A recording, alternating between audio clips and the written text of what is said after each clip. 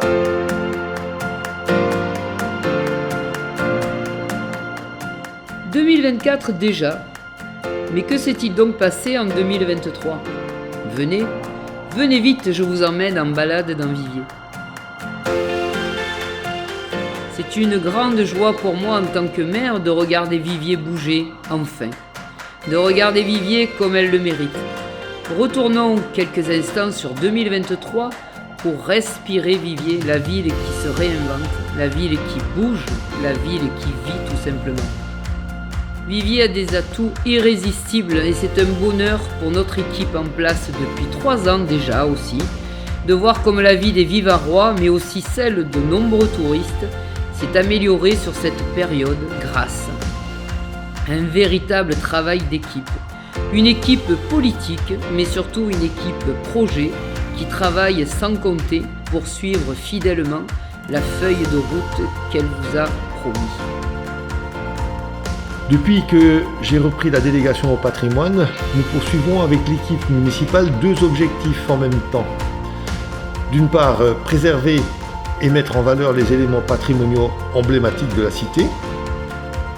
Et d'autre part, rendre le centre historique plus attractif pour ses habitants. Ça s'est traduit en 2023 avec des mises en œuvre qui vont se poursuivre en 2024, voire les années suivantes.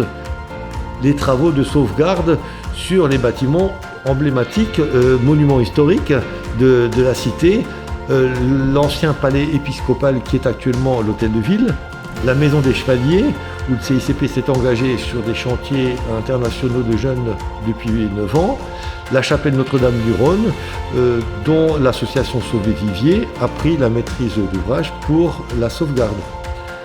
Après le séisme de 2019, une maison était en danger, elle a été maintenant restaurée et on va pouvoir enfin rouvrir la Grande Rue à la circulation.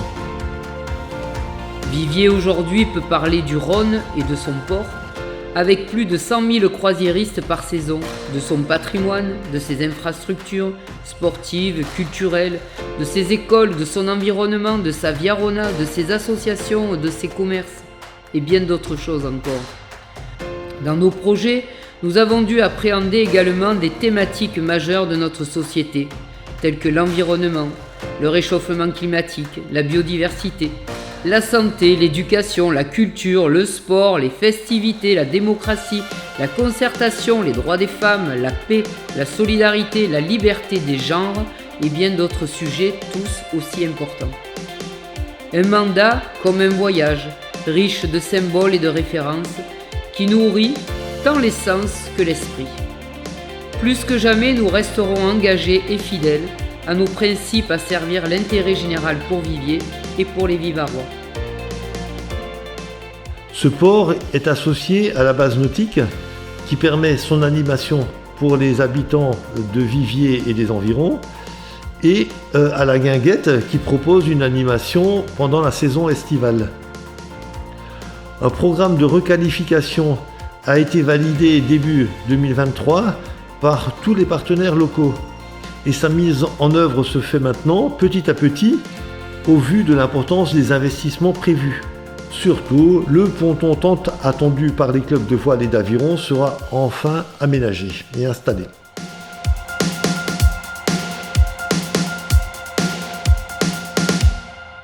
Bienvenue à la bibliothèque, qui est un lieu d'échange et de rencontres, parce que vous pourrez remarquer qu'il y a beaucoup d'expositions, de conférences, des rencontres littéraires avec des animations musicales. On participe au café littéraire, au Sentier du Doc, et avec tout ce bon travail, nos bibliothécaires affichent 11% de plus d'adhérents. 2023, c'était la 3e édition du Festival BD avec Margerin, avec plus de 6000 personnes.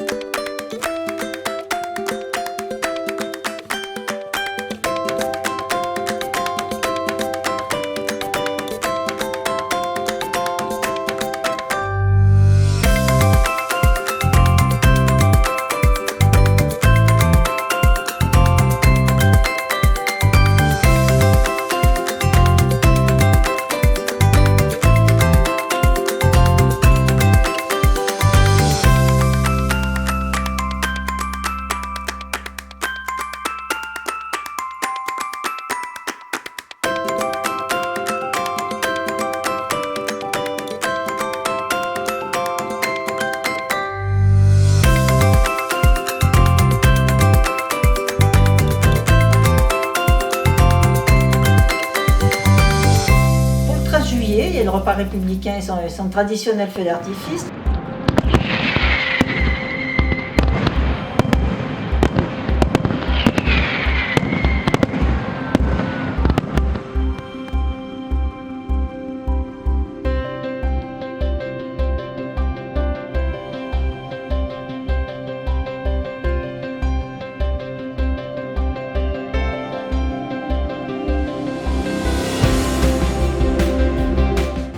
Le 14 juillet, son défilé.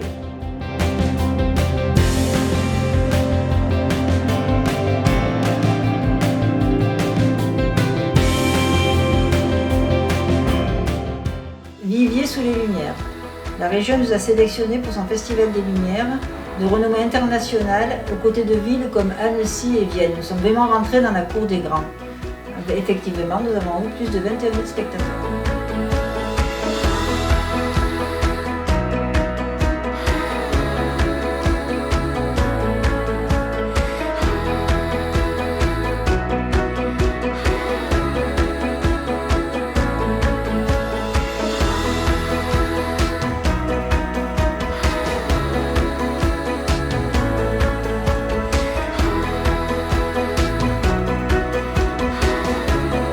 C'est avec une immense fierté que je me tiens devant vous aujourd'hui pour lancer le grand festival Région des Lumières à Vivier.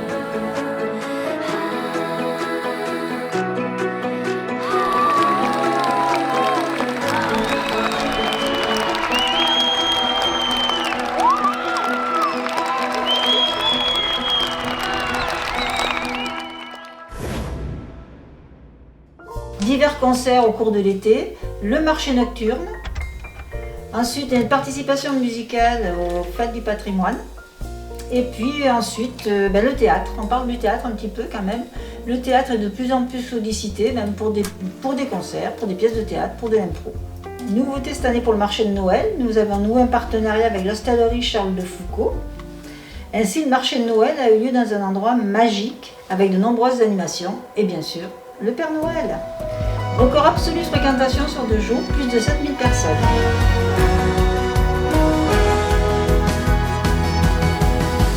Et bien sûr, maintenant, 2024.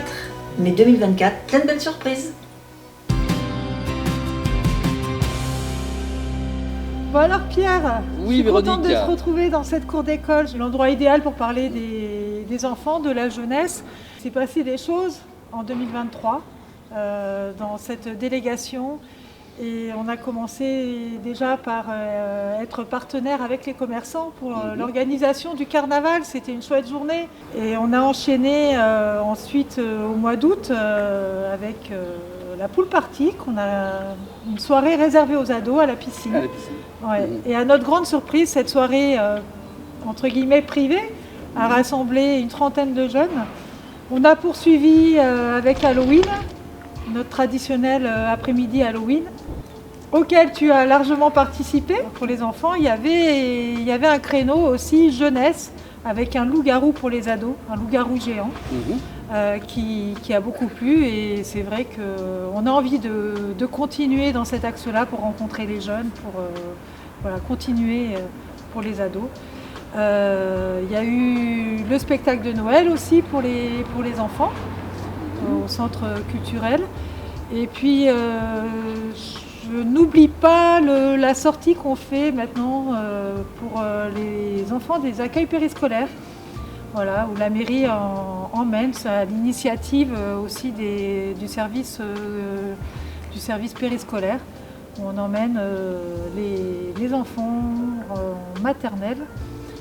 L'année dernière, c'était à la chèvrerie, à Mirabel. Et là, cette année, on les a emmenés à la miellerie, à Roussas. Ça, c'était le côté animation. Et puis, alors aussi, pourquoi l'école? C'est parce que dans les écoles, cet été, on a fait des travaux. Il y a des travaux de mise en accessibilité, la remise en peinture des salles de classe, parce qu'il faut que les enfants et les enseignants se sentent bien, que de temps en temps, redonner un coup de peps, c'est important.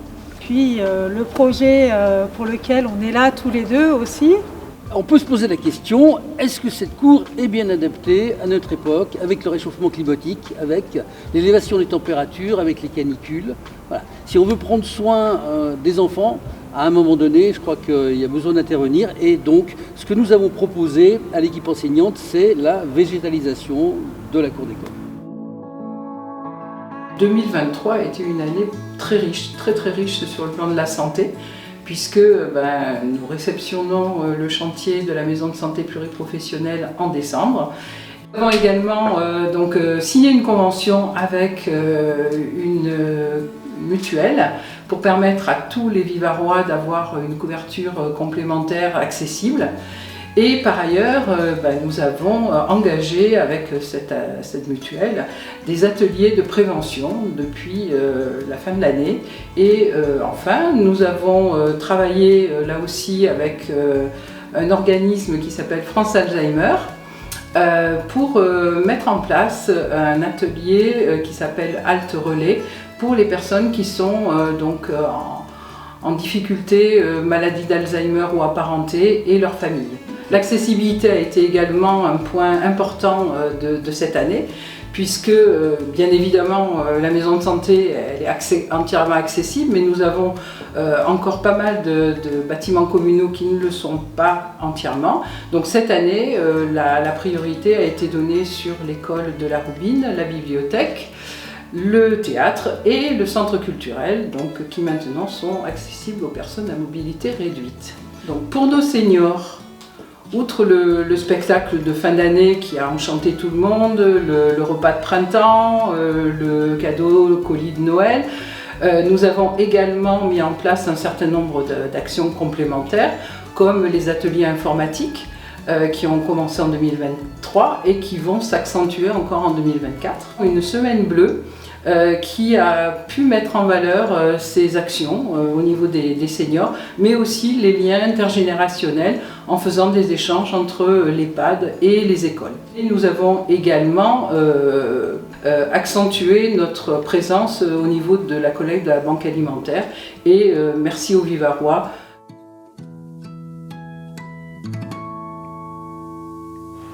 Bienvenue à notre piscine municipale. On a eu différents travaux. Elle a réouverte que l'été dernier, 2023.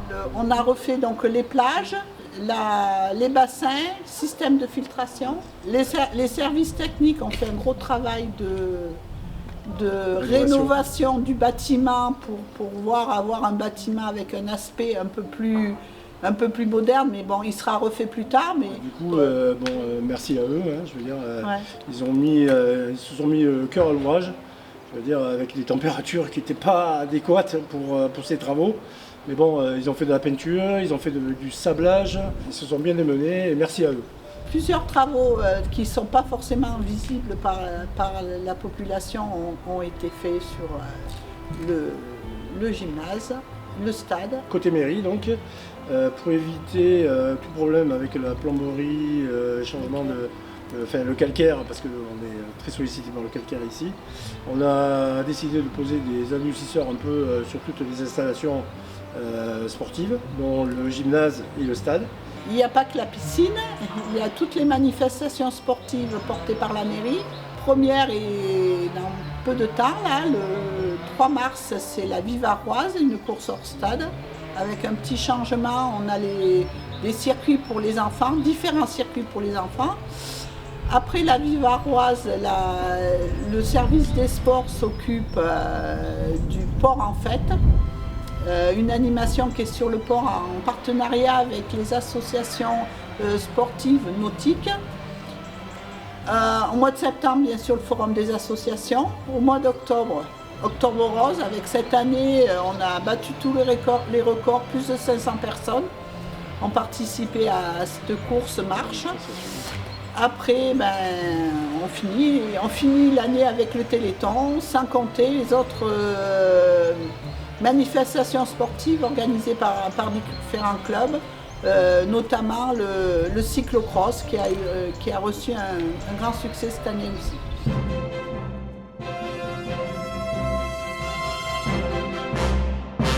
Comme vous avez pu le voir, vous disposez à Viviers d'une équipe dynamique qui multiplie les projets pour la ville. Pour moi, c'est un peu différent, puisque en tant que fonction transversale, je dois avoir de temps en temps des rôles un peu difficiles, voire ingrats, notamment lorsque je dois retarder des projets et assumer la déception pour venir des élus qui ne voient leur projet reculer dans le temps. Notre bilan financier, cette année, 2023, nous a permis de réaliser de gros projets, tout en diminuant l'endettement de la commune. Et ceci, malgré les épisodes douloureux que nous avons connus précédemment avec la Covid et l'inflation, qui ont, elles deux, réduit fortement nos marges. Mais mon rôle, c'est aussi de travailler sur le long terme et d'assurer des équilibres recettes-dépenses pour mener à bien notre mandat. En résumé, gérer le budget communal, c'est aussi, on peut en résumer, dire gérer en bon père de feuille. Viviers est un fleuron du patrimoine ardéchois, une terre de valeurs où élus et agents s'engagent au quotidien pour inventer une autre vie avec audace et solidarité, et se projeter ainsi dans l'avenir en offrant un service public de qualité. Car savoir éclairer le présent pour mieux préparer l'avenir, pour nous, c'est une évidence. Viviers la ville pour entreprendre, il faut y croire. Viviers une terre à préserver pour y grandir et s'épanouir. Que nos vœux se réalisent tous ensemble. Belle année à vous, Vivaroise. Belle année à vous, Vivarois.